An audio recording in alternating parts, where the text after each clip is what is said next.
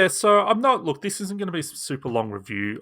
What I wanted to do is try something a bit different for once and just play a game that's a bit outside of my wheelhouse. So there's a game that came out on Xbox and PC recently called Call of the Sea. So it's essentially it's a first-person adventure game. It's from a Spanish developer called Out of the Blue. So it came out on the 8th of December. So it's on, as I said, PC, Xbox One, and Series X and Series S. And I knew nothing about this game other than the name and the artwork. I'm like, what is this game? I'm going to check this out. And honestly, I was really glad I did. So this isn't a very long game. For anyone that, and it's on Game Pass, I should clarify. So anyone that just wants, about a 3 or 4 hour, This is the Xbox shill. Yeah, and I'm the PlayStation no, shill. it's called. I'm shilling You're the this Switch game shill. because you don't have to No. pay for it if you have Game Pass. So I think this is why the service is really good too. This isn't a game I would have gone out of my way to purchase otherwise, to play otherwise, I should say.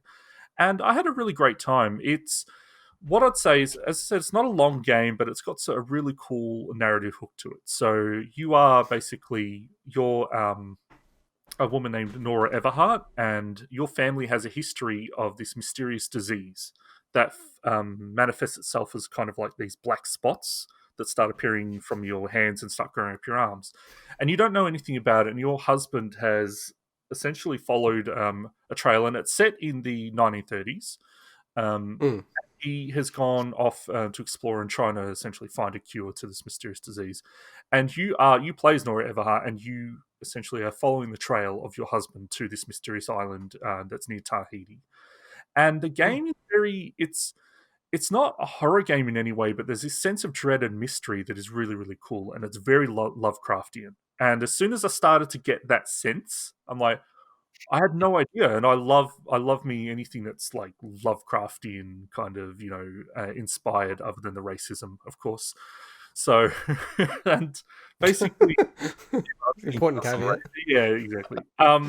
And so this game reminds me very much of like Myst and Firewatch, where there's these big set piece puzzles. It isn't a point and click adventure. You're not going up and picking up like items and saying, I want to use this item on that item very much. It's not that kind of thing. It's more like, okay, here's a puzzle I need to figure out, and I need to look for the environmental clues. I need to read logbooks on how to solve them.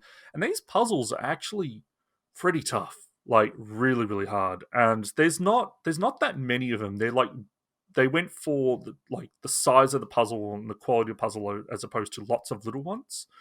And so it almost gave me some Witness vibes as well, because while it's not as weird as the Witness, it still has that thing of I need to just figure out what to do here. And some of them are really tough. Like there's one puzzle that I had to end up looking up. I just could not figure it out because I was really invested in the story. I wanted to see where it's going, and I think the story is really, really cool. So I think that the fact that it's a pretty short experience, I really recommend giving it a shot if you love your puzzle games and like anything that's Lovecraftian, has that vibe to it. Definitely recommend it. It looks pretty good. I think that this game doesn't. I think this game could probably run on mobile.